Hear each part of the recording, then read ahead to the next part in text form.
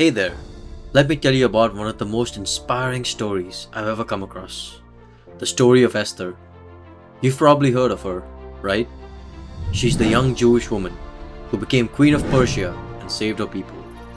Her story is all about courage, faith, and standing up when it really matters. You've got to picture it, this ancient city of Susa, where the Jews are living in exile. It's a pretty tough time for them. And here's Esther, just an ordinary young woman who gets swept into something extraordinary. The King Xerxes decides to replace his queen, Vashti, and Esther ends up being chosen. Can you imagine that? From a regular girl to Queen of Persia, overnight. But here's the kicker. She doesn't tell anyone she's Jewish. Her cousin Mordecai, who's like a father to her, advises her to keep it quiet. So, while all this is happening, Mordecai overhears this plot to assassinate King Xerxes. Talk about being in the right place at the right time. He gets word to Esther, and she tells the king, giving Mordecai credit. That act of loyalty, it's going to be super important later. But then enters the villain of the story, Haman. This guy has a serious grudge against Mordecai because Mordecai refuses to bow to him. Haman's not just mad, he's out for blood. He convinces the king to sign a decree to kill all the Jews in the empire. Can you believe that? Mordecai hears about it and is like, Esther, you've got to do something. Here's the big moment. Mordecai tells Esther, who knows, maybe you were made queen for such a time as this. Esther is scared.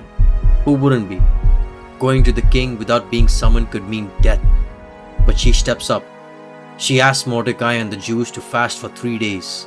And then she says, if I perish, I perish. After 3 days, she puts on her royal robes and goes to see the king. Can you imagine her heart pounding as she walks into the throne room? But the king holds out his golden scepter, and just like that, she's safe. Esther invites the king and Haman to a banquet. Smart move, right? She's setting the stage. At the banquet, she tells the king she's Jewish and that Haman's plan will destroy her and her people. The king is furious. He storms out, and when he comes back, Haman's begging Esther for his life. It doesn't end well for Haman. He's executed on the gallows he built for Mordecai. Talk about poetic justice. But the story doesn't end there. Esther and Mordecai work together to issue a new decree that allows the Jews to defend themselves. They're saved, a time to celebrate courage and God's deliverance. So, what's the takeaway? Esther wasn't a superhero. She was just like you and me. Scared, unsure, but willing to trust God and do the hard thing. Her story shows us that we're all here for a reason, even if we don't see it right away.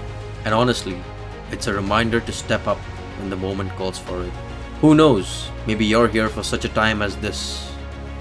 If you found Esther's story as inspiring as I do, let's talk about it. Drop a comment, like this video, and share it with someone who might need a little encouragement today. Seriously, you never know whose life you might touch. Until next time, my friend, stay brave and keep the faith.